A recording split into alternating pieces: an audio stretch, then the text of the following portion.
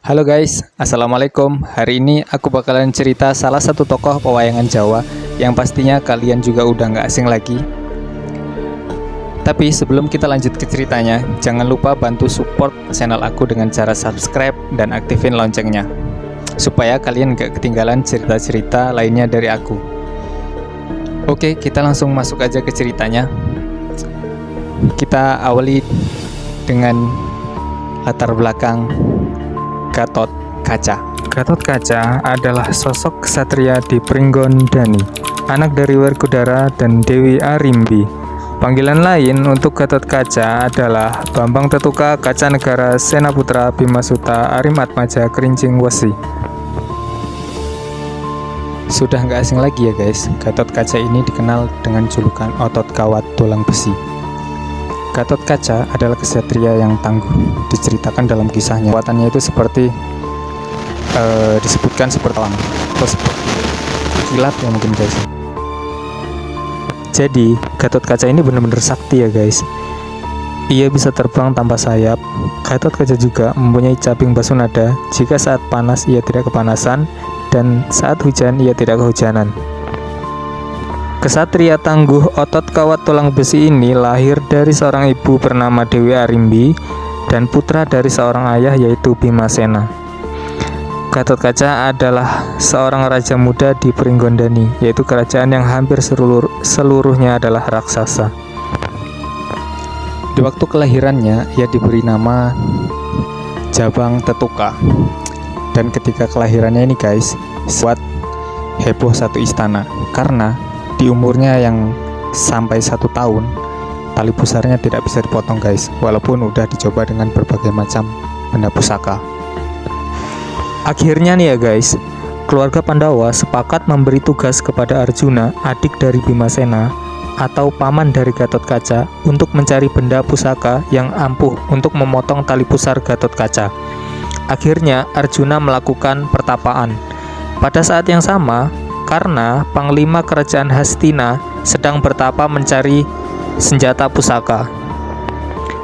Para dewa yang berada di langit mengetahui peristiwa itu. Kemudian Batara Guru mengutus Batara Narada turun ke bumi membawa senjata pemotong tali pusar Gatot Kaca untuk diserahkan kepada Arjuna.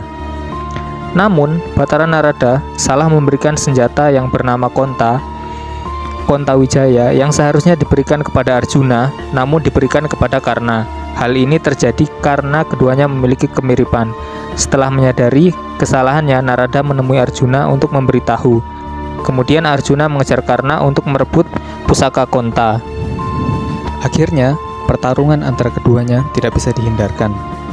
Dan dalam pertarungan tersebut, Karna berhasil meloloskan diri dan membawa pusaka Konta, sedangkan Arjuna hanya berhasil merebut sarung dari benda pusaka tersebut. Tetapi ternyata sarung dari benda pusaka tersebut bisa digunakan untuk memotong tali pusar dari Jabang Tetuka atau Gatot Kaca. Akan tetapi tiba-tiba keajaiban terjadi guys. Jadi kayu mastaba atau pembungkus sarung dari pusaka Konta itu musnah dan bersatu dalam perut Jabang Tetuka atau Gatot Kaca.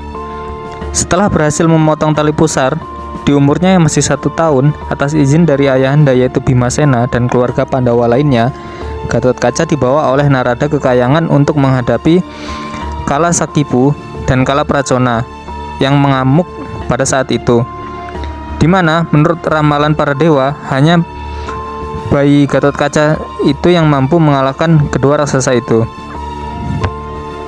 Sesampainya di Kayangan, bayi Gatot Kaca ditaruh di depan dua raksasa tersebut. Lalu raksasa Sakipu langsung memungut dan mengunyah kuat-kuat bayi Gatot Kacanya guys.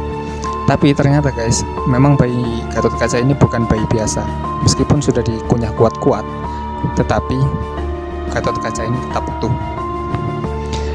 Karena saking kesalnya ya guys, bayi Gatot Kaca ini dibanting ke tanah sekuat tenaga hingga pingsan. Setelah kedua raksasa meninggalkan bayi Gatot Kaca, sang bayi diambil oleh Batara Narada dan dimasukkan ke kawah Candra di muka. Kemudian para dewa melemparkan berbagai benda pusaka ke dalam kawah. Di sini bayi Gatot Kaca digembleng oleh Empu Bathara Anggajali.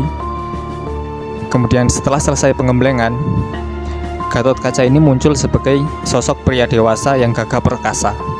Pusaka yang tadi dilempar oleh para dewa melebur menjadi satu ke dalam dirinya.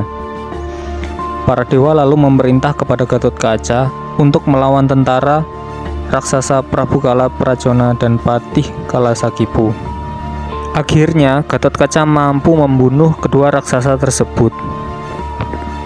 Dalam Batara Yuda, Gatot Kaca diangkat menjadi senopati dan gugur pada hari ke-15 oleh senjata konta yang dilemparkan oleh Karna. Jadi gitu guys ceritanya. Kalau ada yang kurang dari cerita Gatot Kaca menurut versi pewayangan Jawa, kalian bisa tambahin sendiri di kolom komentar.